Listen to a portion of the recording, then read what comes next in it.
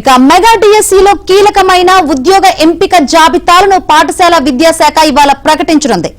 ఎవరెవరు ఉద్యోగాలకు ఎంపికయ్యారు అనే పేర్లతో తుది ఎంపిక జాబితాలు విడుదల చేయనుంది.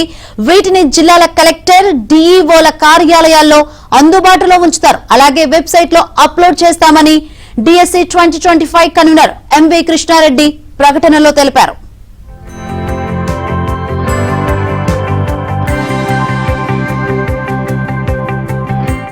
చేయనుంది.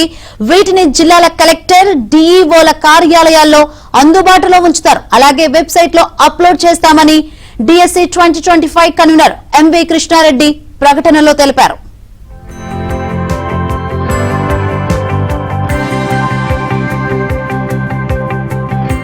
వీటిని జిల్లాల కలెక్టర్, డిఈఓల కార్యాలయాల్లో అందుబాటులో ఉంచుతారు. అలాగే వెబ్సైట్ లో అప్లోడ్ చేస్తామని డిఎస్సి 2025 కన్వీనర్ ఎంవి కృష్ణారెడ్డి ప్రకటనలో తెలిపారు.